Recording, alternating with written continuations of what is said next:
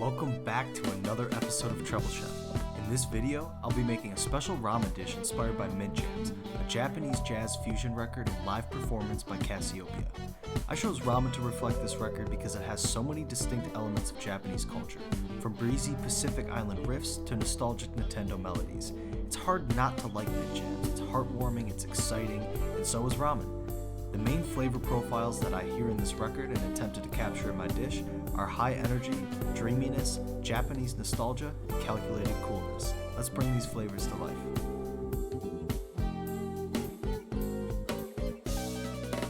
To stay true to the distinct Japanese sound of Mint Jams, I wanted the base of my ramen to have traditional Japanese flavors.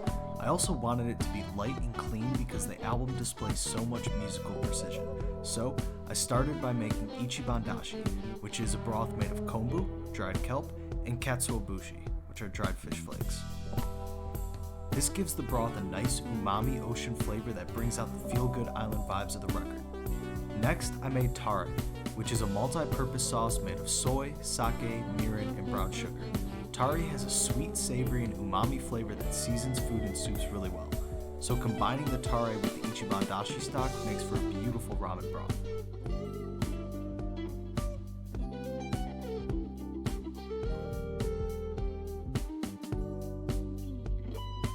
I sauteed shallot, garlic, and ginger to continue building the complexity of the broth. Then, I added a blend of 4 spices that resemble each of the major sounds on the record. First, the coriander really captures the cool, effortless guitar leads. Next, the cardamom reflects the dreamy synthesizer. The sesame seeds continue building the traditional Japanese flavors, and sumac sets the electric energy with its high acidity and tanginess. You can hear the pulsing energy on every track of Mint Jams, especially Time Limit, where Casiopea plays as fast as humanly possible to squeeze all of their notes into 2 minutes and 38 seconds. The dreamy synthesizer shows up all over the record as well, like in the opening of Take Me and Tears of the Star. Of course, the distinct Japanese melodies are the basis of the entire project and really come out on songs like Domino Line and Swear. And lastly, my favorite element of Mint Jams is the coolness, those effortless, vibe-riding leads that you can find on songs like Asayaki and Midnight Rendezvous. To finish the broth, I add basil and mint. The mint brings some refreshing coolness to cut through the commotion, and the basil does a lot of the same but adds a bit more sweetness that contributes to the feel-good vibes of the record.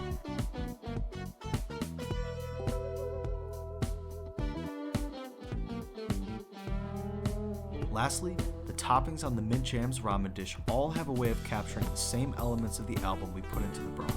The first is the sauteed shishito pepper, that again builds the traditional Japanese flavor profile. The peppers are naturally bitter but turn sweet once they're caramelized to give us a bittersweetness like the final song on the album, Swear. The next is the tofu that I fry and glaze in honey and ponzu. The tofu captures the dreamy sweetness of the record and finishes with a bit of heat from a chili crisp garnish that I'll put on top later.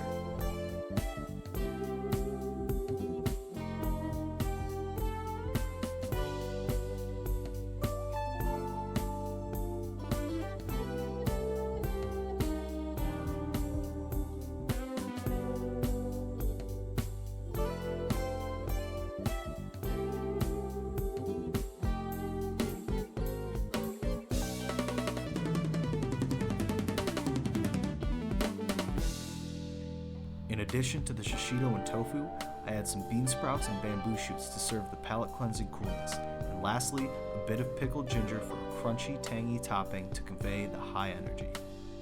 Finally, a mint leaf in the middle for one last ode to Mint Jams. I hope you enjoyed the Mint Jams ramen dish. Like and subscribe to keep up with new episodes every month. Until next time.